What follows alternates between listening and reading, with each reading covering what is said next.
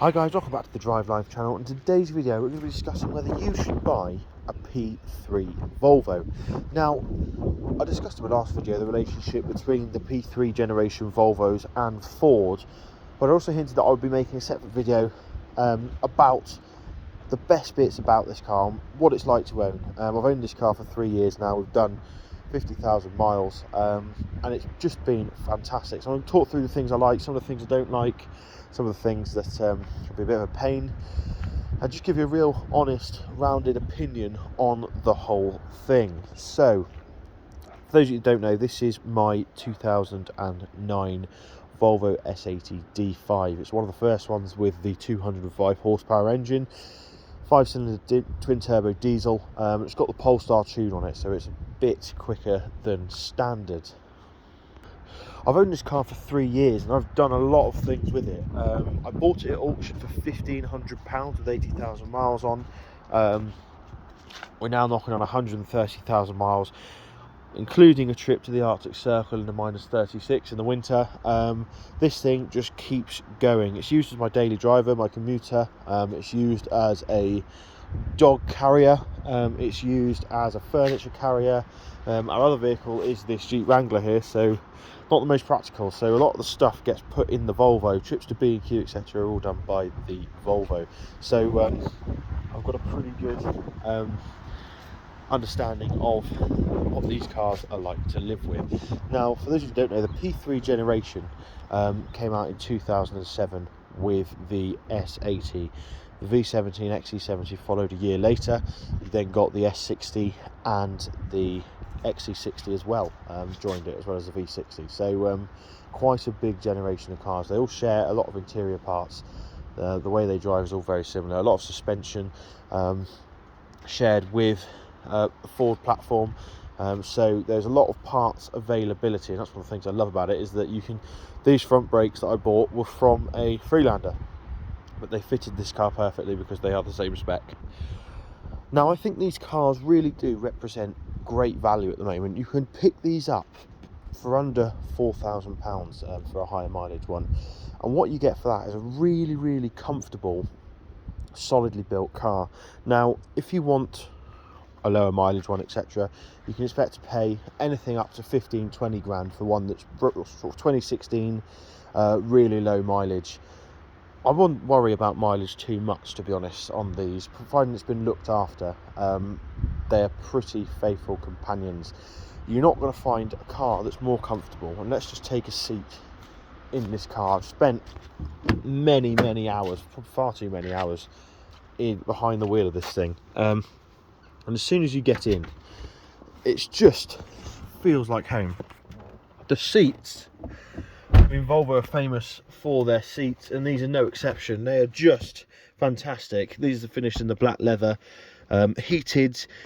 You've got an electric seat on the passenger side and a manual seat on the other way around. An electric seat on the driver's side and a manual one on the passenger side. It's just lovely and solid. They've got a nice amount of width as well in these P3 Volvos. The P1s can be slightly narrower. They're slightly more expensive to run, the P3s and the P1s, but in terms of the comfort that you have in the P3, it's pretty unparalleled. Now, the P3 Volvos also have a longer wheelbase than the P1s, which gives you more interior space. So your rear legroom and passengers have far better legroom than in a P1. The choice of engines is also far wider in the P3 generation. This is the D5. It was available in 3 trims during this generation. It was 185 brake horsepower. You had a 205, which this is, and a 215 Euro 6 version. You had the 5-cylinder petrols. You had even down to 1.6 diesel available. 2 or 3 transmission types. You had the TF80 SC, which was available on the sort of higher output vehicles. You then had the Ford Power Shift, which, to be honest, is an awful gearbox, and I wouldn't go for a car with that. Anything that's Geartronic, you're going to be okay with. This is a solid gearbox, providing it's been looked after. It will last indefinitely, in my opinion. But one of the things that you've got that I love about this car is that The interior, although it seemed fairly dated at the time of its release, you had BMW who were bringing out iDrive, you had screens everywhere, you had Audi who were sticking screens in the dashboard here. In this car now, you don't have any screens. You've got an LCD screen here, which is controlled through these buttons, which are lovely and easy to use. You have a sat nav that can be raised or lowered. I just leave it lowered because it's 13 years old, so probably isn't going to be very useful. But what you have is a lovely minimalist, sleek design that's actually proven to be far more timeless than the cars with the screens. Now the screens date the other cars, whereas this car stays very sort of contemporary and modern. P3s from sort of 2013 onwards did have the sync system mounted in the dashboard here, and sorry, sensor system. Sync is the Ford version, and that was a fantastic system. But these cars with the straight dash, as I like to call it, just have a timeless look about them that can't really be repeated. They also get a nice amount of features in this car. So for example, we've got cruise control, that was standard. You've also got Bluetooth phones, etc. This being a 2009 car, just enough technology to be relevant today and be useful, but not too much to go wrong or be annoying. So we don't have any real driver aids, which is nice. We've obviously got traction control, ABS, but we don't have any specific active systems, which are nice. They were optional extras, so you could get blind spot assist, for example. You could get active radar, but you didn't get any of these sort of nannying features that really were just a recipe for disaster when they went wrong. I kind of view the P3 as the last of the not really complicated era of Volvos. The P2s before were known for being sort of rugged and tough and not too difficult to maintain. These are pretty much the same. There's a few more computers, but the CMA generation, or the SPA generation that came after these, which is what the current generation of Volvos are, really took it up a notch in terms of the technology. Everything's controlled by computers, everything's electrical, and for me it's just more to fail. These give sort of a perfect blend of performance. The engine's available. The D5s, or the cars that were Euro 5 onwards, are relatively cheap to maintain and run. For example, this averages 45 commuting. That's on a road. It will average 50 on a motorway run if you're driving carefully, and costs me £21 a month to tax. Insurance is also pretty cheap at £300 a year, which isn't bad because I'm 24. 7 years, no claims, etc. So it's you couldn't really ask for much better, to be honest. Because you've got that extra size, the extra long wheelbase, like I said, it's more practical in the fact that you can fit people in the back easier. But also you've got loads of space in this boot. Everything from the rear doors onwards is boots, and as a result you can fit an absolute ton in them. Well, as you can see, I managed to do it. And we've got a double airbed in the back there that I'm transporting at the moment, and it just is absolutely cavernous. There's places to store lots of stuff. I've got a folding shovel behind the centre console there. Got big door bins. They've all got fluorescent jackets and microfiber towels in. The glove box is big. You've got pouches in the front of the seats where you can store stuff, pouches in the back of the seats, a nice chunky armrest for rear passengers as well. Well, that door's locked, but yeah, just a real good amount of practicality. You can even fold the front passenger seat down completely flat to fit things along.